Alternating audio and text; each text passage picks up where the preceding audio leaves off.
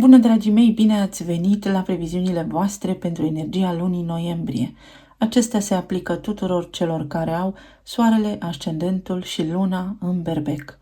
Să vedem despre ce este vorba pentru voi dedicat, pentru că și luna noiembrie se anunță una importantă și aglomerată. Vestea bună este că în noiembrie pe 4, Saturn, planeta karmei, lordul karmei, planeta care ne ajută să ne maturizăm, dar ne și oprește din anumite acțiuni, își reia mersul direct în semnul peștilor, în casa voastră a 12-a. Saturn, după cum spuneam, este arhetipul foarte tradițional care urmărește procedurile, căruia îi place structura. Este lordul karmei, este cel care îți dă atât cât crezi tu că meriți. Peștii sunt arhetipul iubirii necondiționate, sunt arhetipul infinitului, sunt arhetipul divinității, sunt tot ceea ce există dincolo de nivelul nostru de percepție. Casa 12 aparține de drept peștilor și vorbește despre locul în care noi ne retragem și ne odihnim, despre karma colectivă preluată anterior nașterii noastre, despre pântecul mamei, despre lucrurile de care nu suntem conștienți sau despre lucrurile care ne plac cu adevărat, dar știm doar noi. Este o casă izolată unde Saturn aici poate v-a făcut în ultima perioadă să vă simțiți izolați de grupurile sociale, de lucrurile care vă plac cu adevărat. Reluarea mersului direct aici pentru Saturn vine cu o oportunitate pentru fiecare dintre voi să aplicați lecțiile învățate în această perioadă. Să vedeți exact ce este visare și ce este realitate, ce se întâmplă în jurul vostru, pe cine aveți alături, pentru că este și o casă a dușmanilor ascunși, este o casă a vindecării spirituale și a vindecării sufletului, dar și a karmei colective. Să vedeți oare ce s-a întâmplat în viața voastră, unde v-ați simțit voi restricționați în ultima perioadă, pentru că are legătură cu întreaga lume, nu doar cu voi. Mai departe, pe 8 noiembrie, Venus, planeta iubirii, a banilor și a frumosului, își începe tranzitul prin balanță în casa voastră a 7-a. Această casă este cea a relațiilor, 1 la 1 conștiente, cu persoana alături de care sunteți voi în acest moment, într-o relație de lungă durată sau căsătoriți, cu ai voștri clienți, cu ai voștri parteneri de afaceri, prietenii voștri cei mai buni.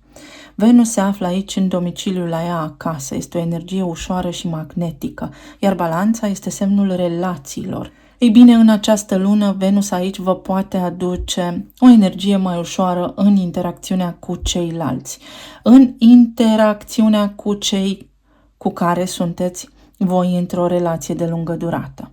Pentru unii dintre voi poate aduce căsătorie.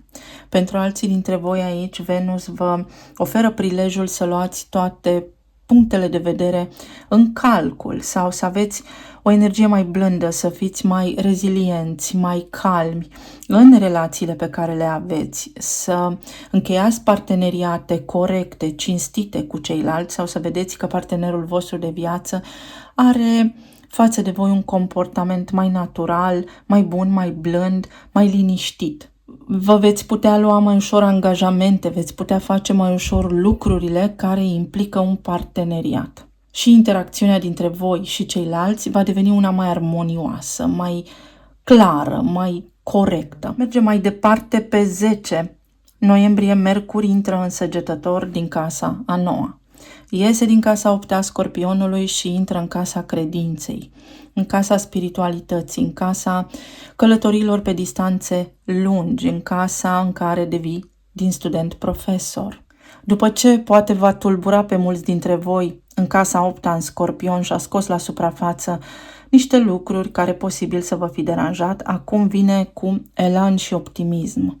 Vă arată că există o șansă, un drum și că există o cale, că nu se pierde nimic, ci că totul se transformă. Apar idei noi, vă puteți face planuri de călătorie, planuri să învățați lucruri noi, să studiați mai mult, să citiți lucrurile care vă plac, să găsiți informații mai repede și mai utile în toate domeniile de viață de interes pentru voi în acest moment.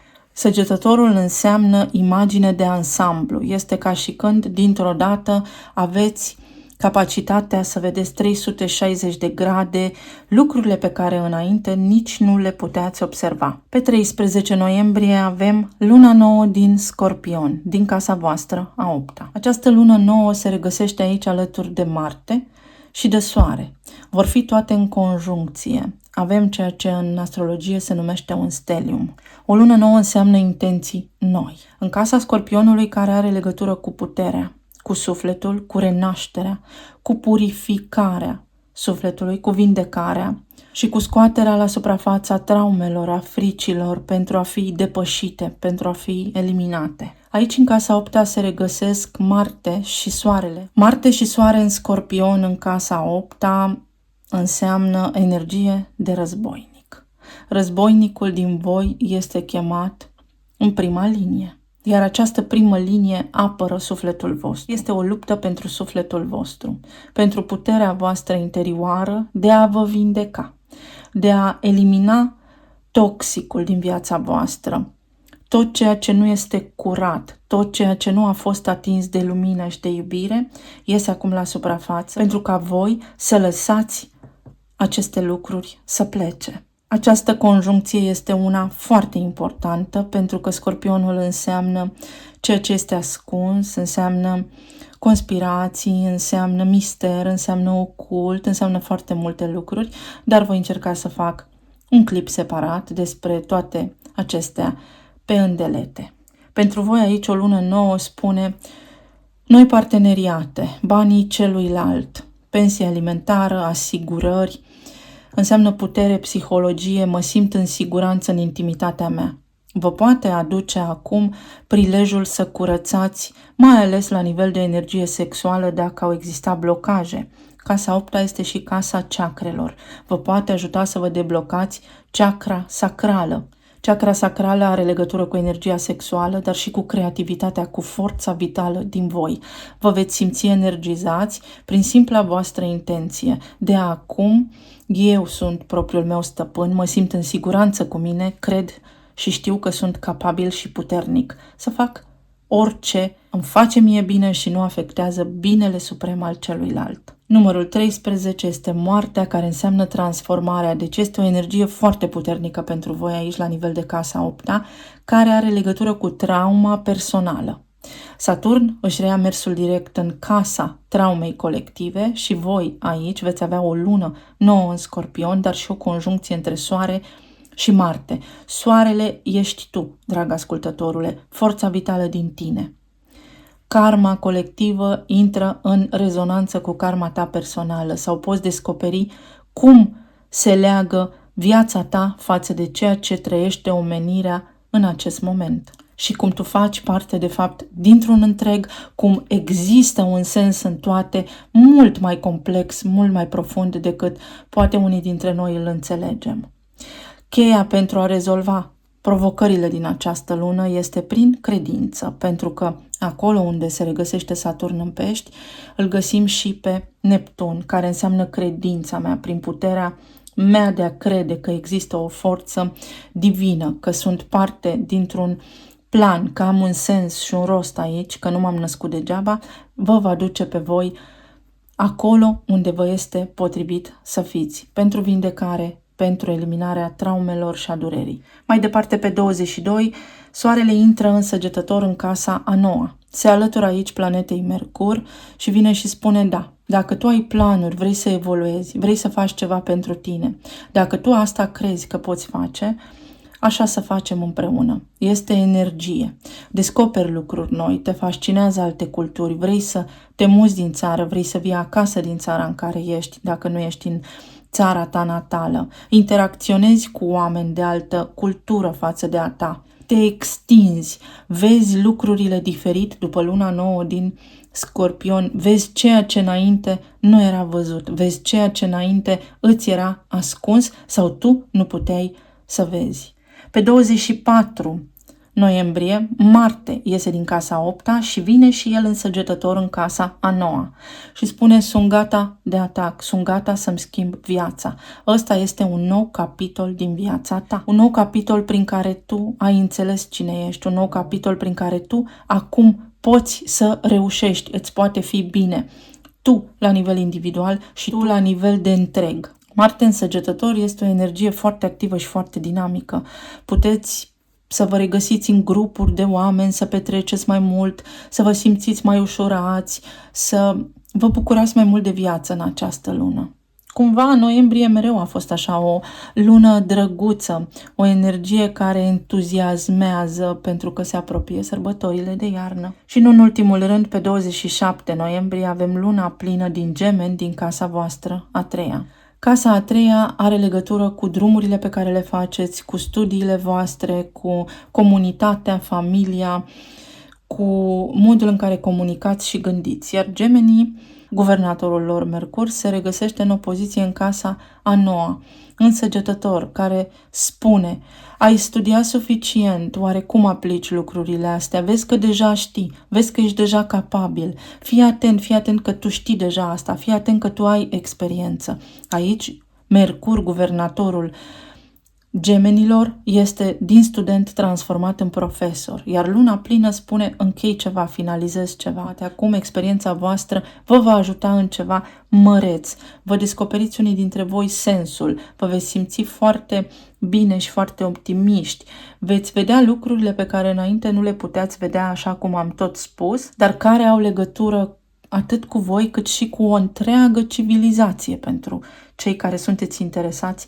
de această latură a lumii. Tot aici, să știți că Mercur, guvernatorul acestei luni pline, face o quadratură cu Saturn și vi se spune în felul următor: ești convins că asta este realitatea sau trăiești încă în iluzie?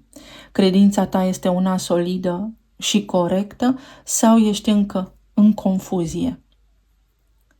Acestea sunt întrebări la care doar voi vă puteți răspunde. Eu vă urez tuturor să aveți o lună minunată și plină de realizări. Să vedem acum ce ne spun și cărțile oracol și mai apoi tarotul. Pentru Berbec, noiembrie. Avem Taurul, foarte interesant pentru că Marte și Soarele din Scorpion vor fi în opoziție cu Uranus din Taur. Marte din Scorpion și Soarele din Scorpion spun apă, iar Uranus, într-un semn de pământ, spune secetă. La nivel emoțional, s-ar putea să ai o traumă care a uscat pe dinăuntru, care te drenează energetic și de care tu nu ești conștient. Pot apărea aici mici șocuri, mici surprize care sunt acolo pentru ca tu să le depășești, pentru ca tu să vezi obiectiv și cu claritate ce se întâmplă în viața ta, tocmai pentru a putea evolua, pentru a-ți putea fi bine. Taurul este guvernat de Venus, iar Venus se va afla în balanță, în casa voastră a șaptea. La nivel de relații avem senzualitate, avem răbdare, pentru că balanța este semnul relațiilor, iar Taurul este semnul confortului, este un semn care este răbdător. Cheia pentru voi în relații în această lună, ca să fie totul bine și în armonie, este răbdarea, este înțelegerea, este diplomația, să spui ce ai de spus, dar într-o formă care să nu fie una agresivă.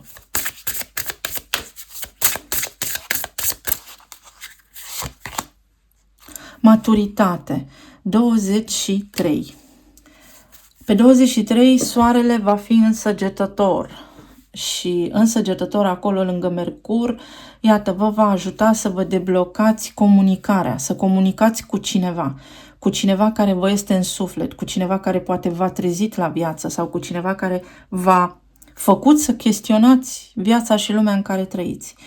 Saturn în Pești v-a adus maturizare.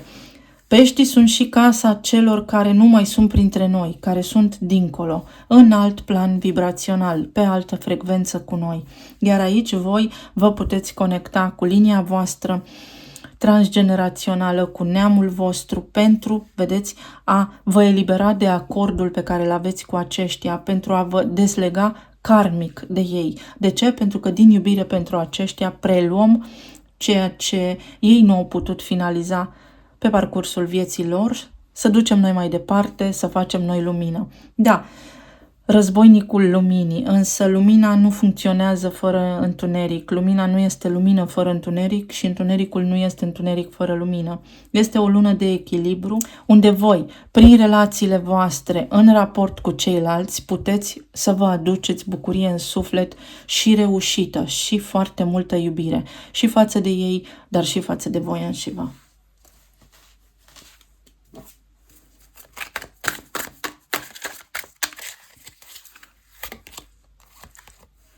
Avem telefonul, numărul 2 și racul. O discuție secretă cu cineva. Un mesaj neașteptat de la cineva. În Taur, în casa voastră a doua, se regăsește Uranus. Și Uranus este acel șoc, acea veste pe care nu o așteptam. Cuvintele cheie aici sunt conversație, comunicare, în sfârșit vorbim, cineva vă contactează, chakra gâtului, vedeți? Chakra gâtului, vocea interioară sau un apel din lumea nevăzută. Asta înseamnă că vă puteți conecta în vis cu cei care nu sunt aici, cu ghizii voștri, cu divinitatea, cum vreți voi să fiți atenți la vis, la mesaje, ce primiți, la semnele pe care le aveți sau pur și simplu veți avea parte de o surpriză. Ceva neașteptat se întâmplă și cineva vă contactează, cineva care acum s-a maturizat sau voi veți primi aceste vești și de această dată le veți trata mult mai matur cu lecția deja învățată. Care lecție? Lecția eliberării de atașamente, pentru că peștii vorbesc despre dependențe. Nu sunt dependent de tine, acum am înțeles că sunt în siguranță prin energia aceea a Scorpionului din casa 8-a, unde se va petrece luna nouă din Scorpion. Să vedem mai departe. La nivel de relații, plan material și emoțional.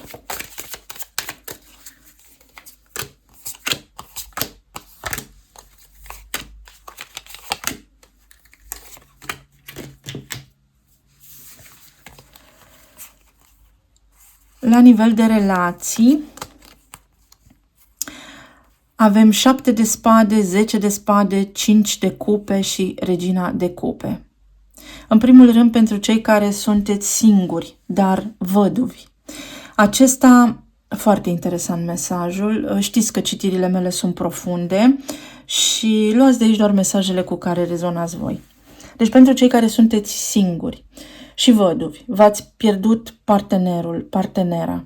În această lună vă puteți elibera de suferință. Puteți înțelege că viața este făcută din cicluri și că totul se transformă, că există viață și după moarte, ca să-i spunem așa, pentru că vom avea această activitate intensă din casa 8-a care vorbește despre moarte și renaștere și să vă permiteți să fiți fericiți, să vă permiteți să fiți voi vii. Pentru că aceasta este o carte de doliu prin care eu mă autosabotez și nu-mi permit să fiu fericit și să iubesc. Și cumva cu aceste gânduri în minte vă blocați relațiile, blocați o potențială relație de iubire inconștient. Inconștient. Puteți întâlni pe cineva care să vină să închidă acest stadiu al doliului, voi să faceți chestia asta profund și să alchimizați toată această energie pentru a vă lăsa loc liber iubirii. Venus în balanță spune pot cunoaște pe cineva nou, alături de care să intru într-o relație stabilă de lungă durată. Cei care sunteți în relații deja, aveți aici poate bănuieli că cineva nu vă mai iubește, că cineva vă înșeală, că cineva v-a trădat și sunteți în suferință. De asemenea, și pentru voi, în această lună, toate aceste lucruri pot fi alchimizate. Poate unii dintre voi v-ați dat puterea, poate unii dintre voi aveți lângă voi parteneri evitanți sau parteneri care, sub o formă sau alta, abuzează. Fie pe voi la nivel emoțional, fie abuzează de ceva anume. Scorpionul spune alcool. Acum nu ne băgăm în viața oamenilor. dar aveți ocazia să vă vindecați.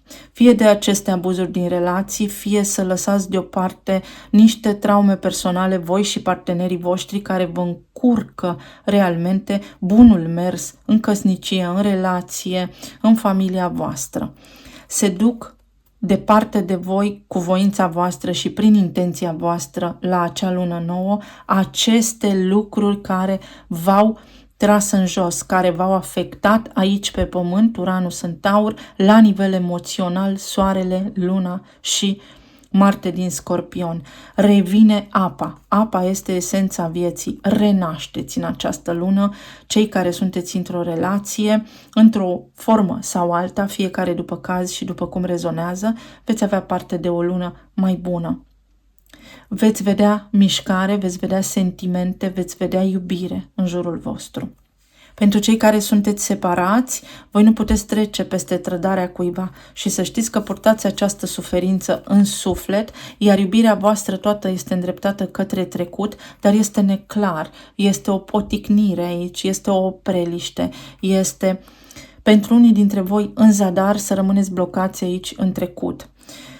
Dacă voi alegeți așa, voi știți cel mai bine ce vă este potrivit, însă această lună vine și vă spune cu toată energia aceea din Scorpion că este momentul să îți găsești puterea să te aduni și să mergi mai departe. Scorpionul înseamnă război, Marte este guvernatorul războiului, dar nu într-un sens peiorativ, ci războinicul care poate să se vindece pe sine. Voi duceți o luptă, un război pentru sufletul vostru și în această lună puteți să-l câștigați. Pentru alții dintre voi puteți lăsa deoparte trădările, această energie toxică, această energie joasă care se regăsește aici pentru a vă împăca cu cineva. Deși cărțile acestea spun mai degrabă iubește-te înainte pe tine pentru a putea să-i iubești și pe ceilalți. Deci dacă aveți vreo împăcare acolo pe listă, prioritatea ar trebui să fie cu voi și cu sufletul vostru înainte de toate. 7 de spade și 10 de spade au regina de monede. Vedeți, cei singuri, cred că v-ați pierdut partenerul de viață sau aici există o suferință care are legătură cu o pierdere a cuiva drag, indiferent că ați fost căsătorit sau nu, dar a fost o relație de lungă durată și voi ați rămas vulnerabili. Vă ascundeți cumva inconștient sub umbrela fostei voastre relații și nu permiteți iubirii să vină în viața voastră. Este o lună prin care vă puteți vindeca, este o lună prin care puteți conștientiza niște lucruri importante și profunde și puteți să vă deschideți pentru că aici aveți pe cineva pe linia voastră temporală care vă poate fi alături pentru o lungă perioadă de timp. Pentru cei care sunteți în relații stabile, aici unul dintre voi are impresia că este atlas și îl cară pe celălalt în spate. Sau poate v-au înșelat așteptările cumva, sau ați avut parte de suferință până acum în cuplu, neajunsuri, fiecare după caz. Această lună este una foarte bună și prielnică pentru ca voi să aveți o reușită majoră. Ceva foarte bun se întâmplă aici pentru voi și intrați pe o linie de stabilitate. Puteți avea parte de o surpriză, de ceva revelator care să vă restaureze echilibrul, pentru că există dezechilibru aici. Iar pentru cei care sunteți separați, s-ar putea ca voi să suspinați sau să iubiți pe cineva care este deja într-o altă relație. Iar pentru alții dintre voi, separarea aceea v-a lăsat cumva îndoliați, v-a lăsat atât de îndurerați încât voi nu vedeți calea înainte. Aduceți-vă aminte ce v-am spus, Mercur în Săgetător în quadratură cu Saturn din Pești, spun este iluzie sau este realitate? Ești sigur că asta vrei de la viață, pentru că asta vei primi. 5 de cupe aduce Cavalerul de cupe. Vedeți că energia se schimbă, se alchimizează trăirea. Pentru cei care sunteți singuri, dați-vă o șansă să fiți bine. Chiar dacă nu ați avut pe cineva care a plecat dincolo de planul fizic, există aici o pierdere a voastră anterioară sau ați suferit voi într-o altă relație ca și când ați fi pierdut definitiv această persoană. Este momentul să vă eliberați de această povară și de această traumă, pentru că lumea evoluează și toate lucrurile se înnoiesc. Moarte și renaștere. Renașteți cumva din propria voastră cenușă, pentru că da, Scorpionul este pasărea Phoenix. După atâta chin și jale, iar răsare soarele. Ceva de genul acesta. Pentru cei care sunteți în relații deja stabile, vedeți că aici se pot ameliora lucrurile, veți vedea o energie bună în casă, veți vedea posibil pentru unii dintre voi cuvinte frumoase sau un partener care să vă stea alături altfel. Îl veți vedea mai dulce, mai calm, mai cald, mai iubitor. Iar cei care sunteți în separare, aici, posibil voi să aveți în preajma voastră pe cineva care vede în voi un partener stabil, dar care să nu fie cel de care voi v-ați separat, ci să fie cineva care vă cunoaște foarte bine povestea de viață, povestea acestei separări. În legătură cu persoana de care v-ați separat voi, persoana aceasta este ușor imatură.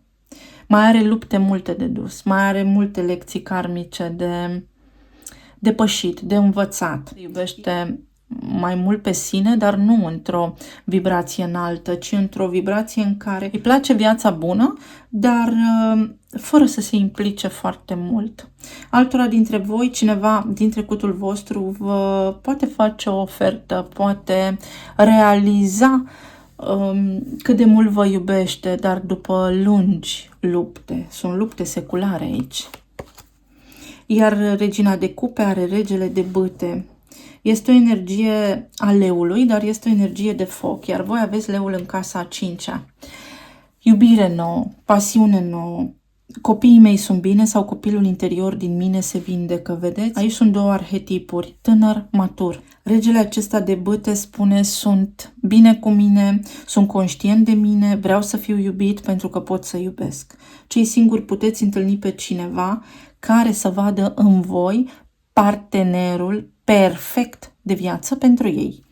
Cei care sunteți într-o relație stabilă, aici veți observa cel mai probabil că partenerul vostru de viață este mai hotărât, este mai implicat, este mai deschis, mai sociabil, mai glumeț, vrea să trăiască, simte să trăiască și voi împreună veți face aceste lucruri. S-ar putea unul dintre voi să fie mai axat pe casă și pe treburile familiei, iar celălalt să vrea mai mult să fie spontan, să iasă din casă, să vă plimbați, să vă relaxați.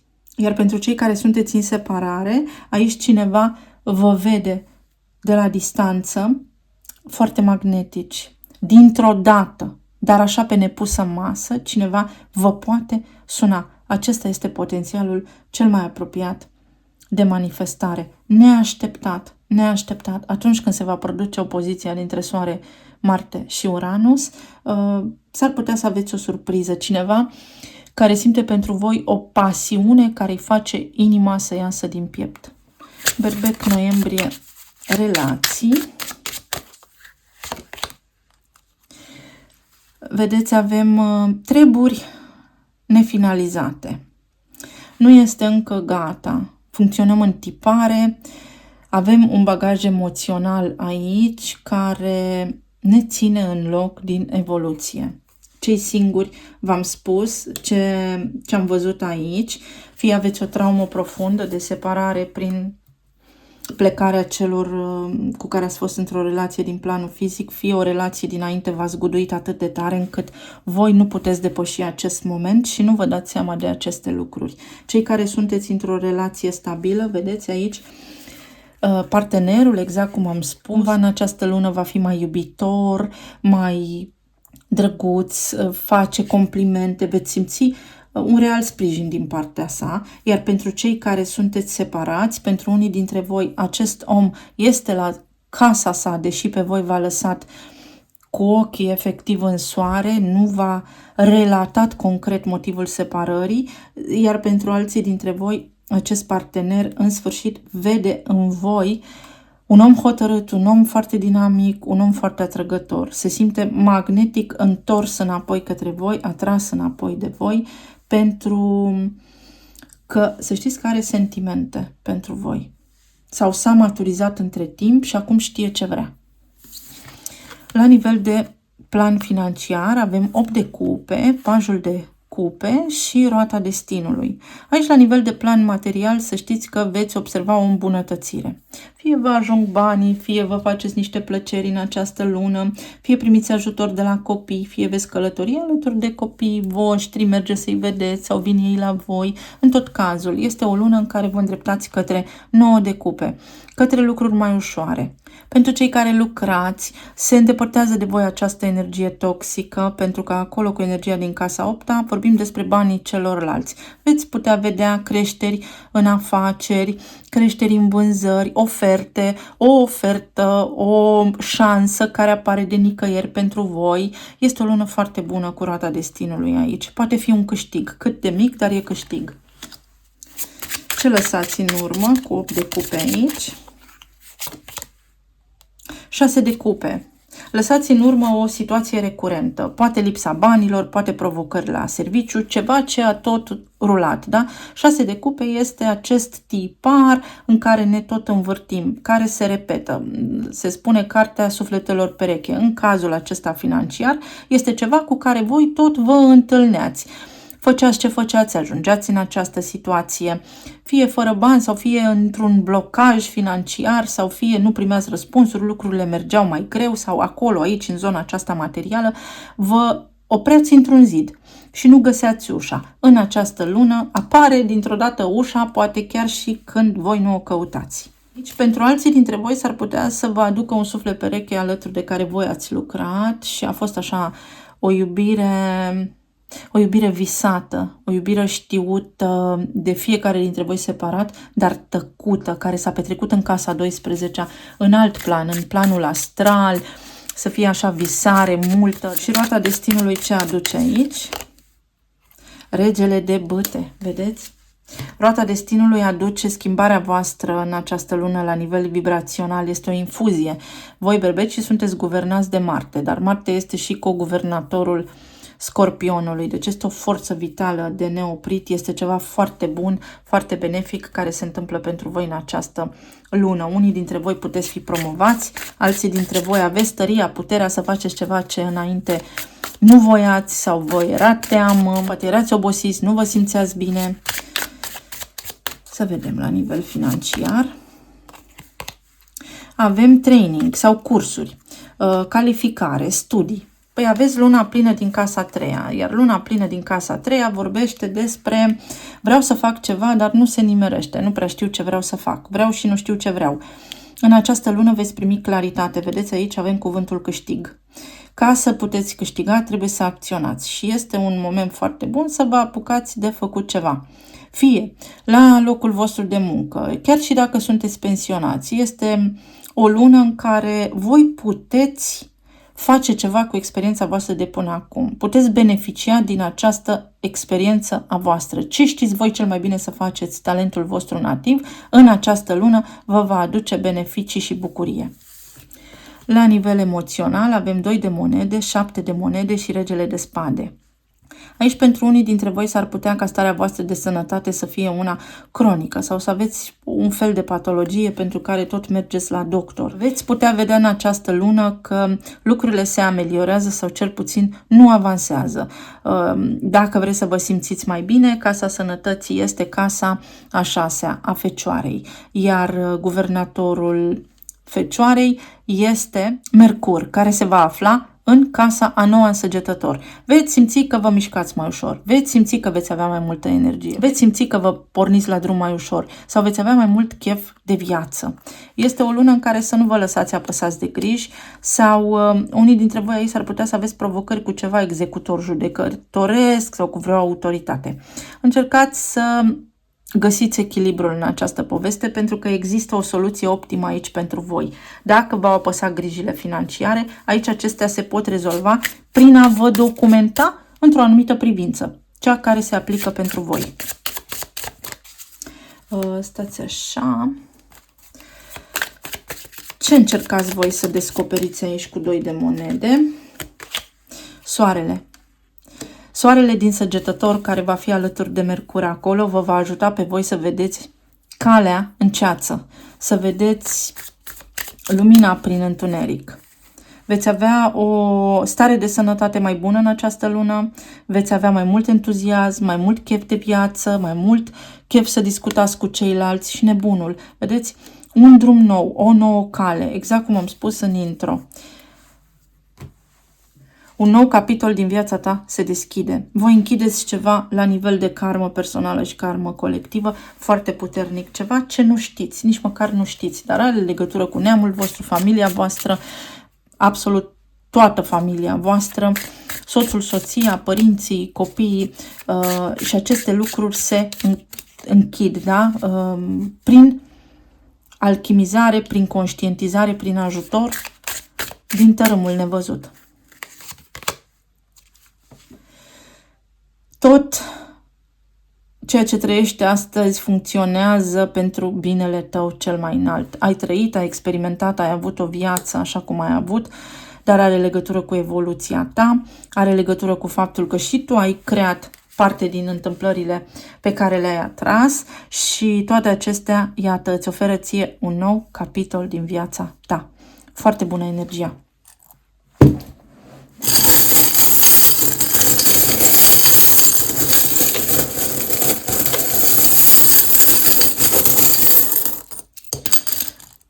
Au căzut pe masă niște talismane și foarte bine au făcut. Ia să vedem.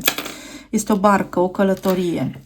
Fie are legătură cu o barcă, fie aceste călătorii pe distanțe lungi. Aici pentru voi înseamnă relaxare. Și vedeți, aici avem planeta Marte și un caiet. Marte și un caiet înseamnă notițe, experiența ta de până acum, traumele tale. Este ca și când ați fi mers la un psiholog și acesta este dosarul vostru sau la un terapeut, să spunem. Ei, toate traumele acelea acum pot fi lăsate în urmă. De ce? Pentru că Scorpionul înseamnă apă și veți naviga pe ape liniștite.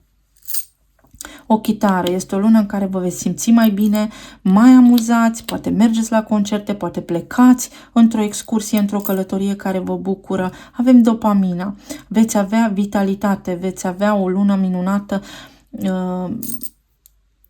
Iată, avem și un uter aici, este și un semn al taurului. Pentru unii dintre voi să știți că această lună va aduce o iubire foarte senzuală, foarte pasională, foarte sexuală, așa. Este un drive, este o chemare, este o energie foarte magnetică în jurul vostru. Meriți, tu meriți. Am vorbit despre aceste lucruri cu Saturn în Pești. Ceea ce tu crezi că meriți, asta primești. Este momentul să conștientizați că meritați. Bună sunt eu. Eu sunt problema, nu tu. Prin ceilalți veți vedea în această lună cum de fapt voi, unii dintre voi, vă învinovățiți pentru niște lucruri, dar care nu vă aparțin și cum ați executat deja o karmă, cum deja ați înțeles niște lucruri și le puteți depăși. Aici avem un ciocănel din acela pentru reflexe. Veți merge mai departe. Este momentul să mergeți mai departe. Avem un portativ și roata destinului din nou. Un eveniment foarte, foarte bun pentru voi aici. Are loc ceva neașteptat care vă bucură extraordinar de mult. Numărătoarea inversă a început și aici avem arta. Soarele în casa 8-a vă ajută pe voi acum să vedeți cu claritate ce se petrece în viața voastră și în sufletul vostru, pentru că puteți încheia aceste lucruri. Pentru alții dintre voi poate aveți legătură cu artiști, turnul Eiffel și infinitul. Ați ajuns sus în turn. Veți depăși niște provocări. Pentru alții dintre voi aici este un stetoscop, cred că îi spune.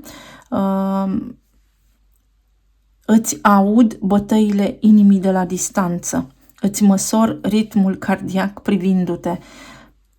o iubire romantică, poate apărea pentru voi aici, foarte romantică, foarte și pasională. Este timpul să beneficiezi de experiența ta, este timpul să aplici ceea ce știi și este timpul să înveți ceva foarte important în viața asta. Turnul, că viața este un cumul de decizii și de factori care au dus aici. Eliminați, vedeți, această energie toxică din Pești, unde Saturn a fost în perioada de retrogradare. Scăpați de niște dependențe. Uite, unii dintre voi puteți, nu știu, avea așa un fel de afecțiune, mâncați compulsiv, întindeți mâna după dulciuri. Aceasta are legătură cu Taurul. Taurul înseamnă dulce, înseamnă să mănânc, să mă simt în siguranță. Vă simțiți singuri, neapreciați, nu aveți încredere în voi înșivă și vă faceți rezerve. Atenție la kilograme. Puteți tăia cu ușurință. Vedeți, foarfeca este închisă. Ați încheiat o karmă. Vă puteți bucura de viață acum. Vă puteți elibera cu iubire de tot ceea ce nu vă aparține. Pentru alții dintre voi, străinătatea, o vizită în străinătate, o călătorie. Poate fi și în plan local, da, în țara în care sunteți. Respirați aer curat. Acum avem din nou un caiet, dar pe care nu este Marte în Scorpion. Un nou capitol din viața ta începe acum. Curat.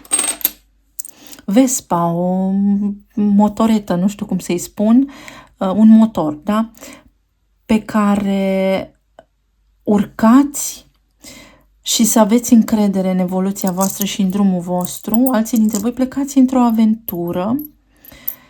Aventură în sensul bun. Vă bucurați de ceva. Înfrumusețare este aici. Alții dintre voi s-ar putea să aveți nevoie de o dietă sau să aveți provocare la nivel intestinal, să aveți ceva alergii. Să aveți grijă la aceste lucruri. 2 și 5, casa a doua unde se află Uranus. Voi puteți să cunoașteți din întâmplare pur și simplu o nouă iubire foarte frumoasă. Aici avem un miel. Deși vă veți simți vulnerabili, este momentul să depuneți armele, să nu vă mai sacrificați. Vedeți, este o chitară aici, poate unii dintre voi aveți legătură cu ceva artiști sau sunt sunete bune, cuvinte care plac, cuvinte care fac bine. Aici avem roata destinului din nou și aici avem judecata. Pentru unii dintre voi poate reveni din trecut cineva cu care voi ați avut deja o relație. Avem O. Și O este plinul, dar și golul. Este și zero și nebunul. Este o nouă șansă, un nou capitol în această viață de reușită. Și mai trag o carte din acest oracol. Berbec, sfat general.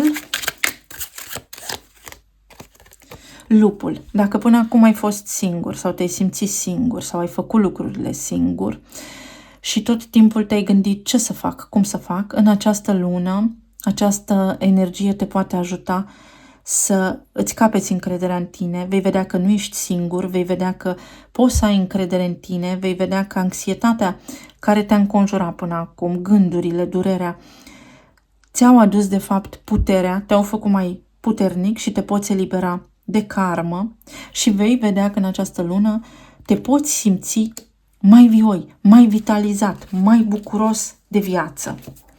Dragii mei, eu vă mulțumesc tuturor, să aveți o lună excelentă, să aveți o lună în care vă simțiți bine, sunteți iubiți, sănătoși și să ne reauzim cu bine și data viitoare. Pa, pa!